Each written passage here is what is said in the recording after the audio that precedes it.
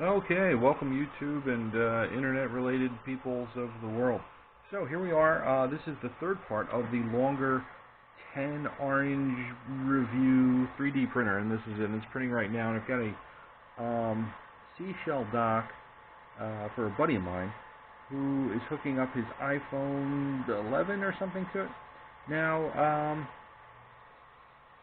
in the last video I left off and I said, alright, I'll see you in a couple hours and tell you how the print came out. And, well, I am going to show you the print so you can see the quality of it.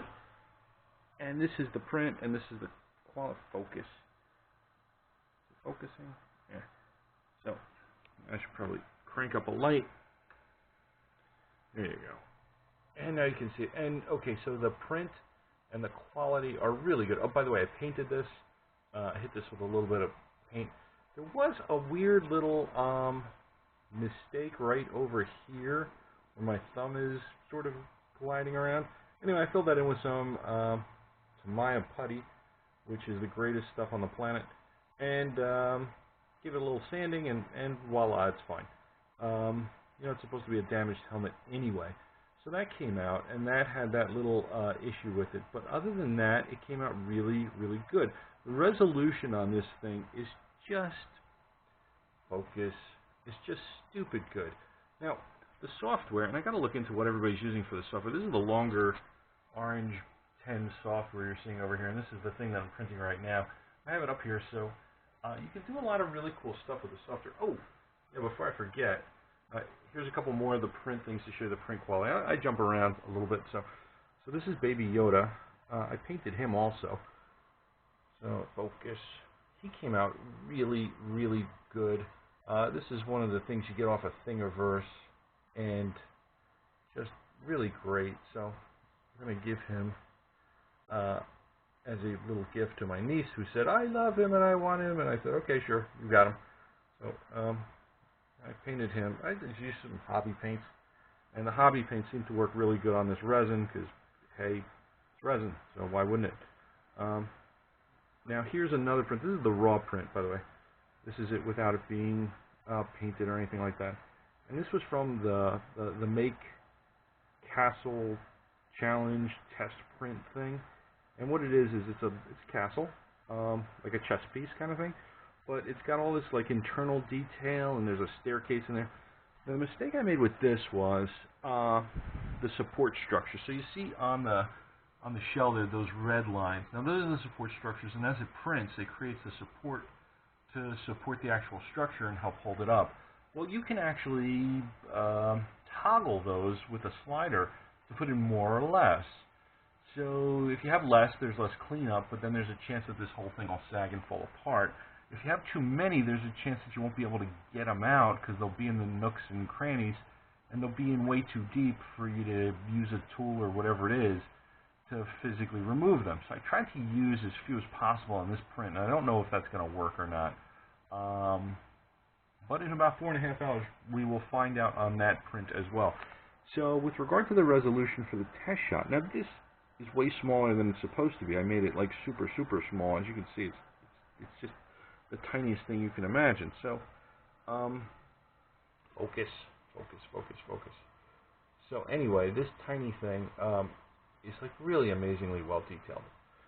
So again, you know, the longer Orange 10, really good resin 3D printer.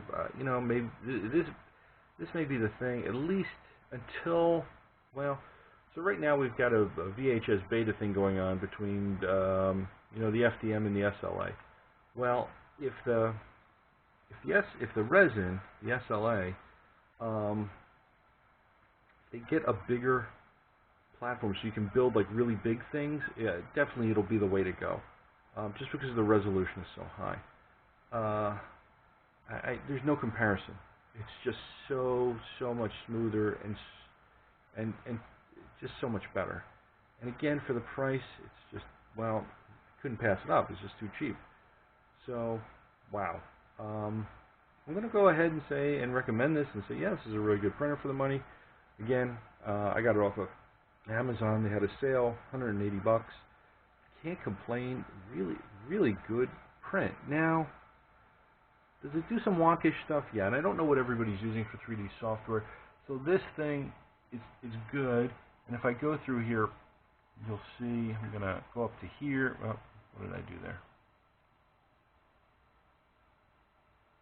So I don't want to do that. That's to open a model and drag it in. So yeah, so here we are. We want to edit the model.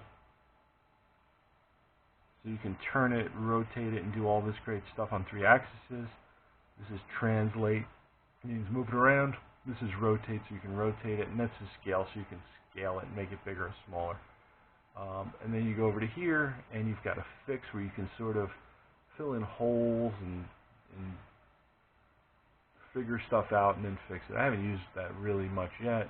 This is the supports I was talking about. Now you go back and forth on these sliders over here, and this does this stuff. And then of course we've got the slicer, and then of course we've got the print. And the print is really good because this is where you go save the job, and it saves it as the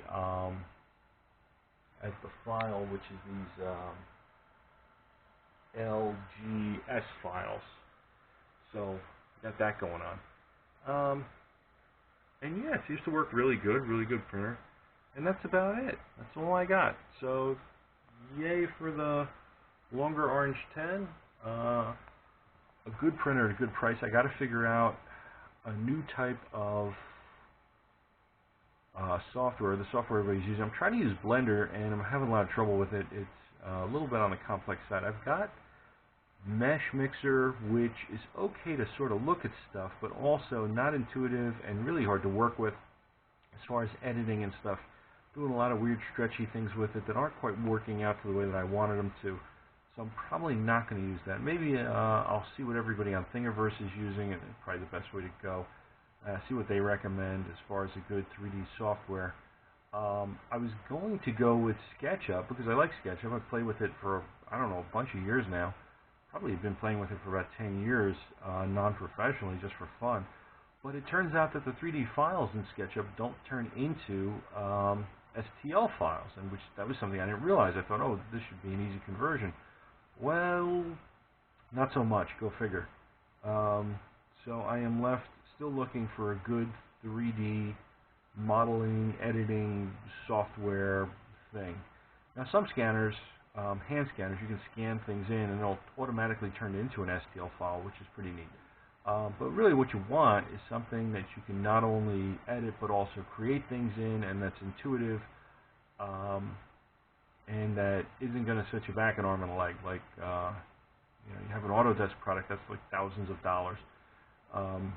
And you just know Blender, which is a great program, difficult to use is what I'm finding, but a great program, super functional, really big professional program, is free.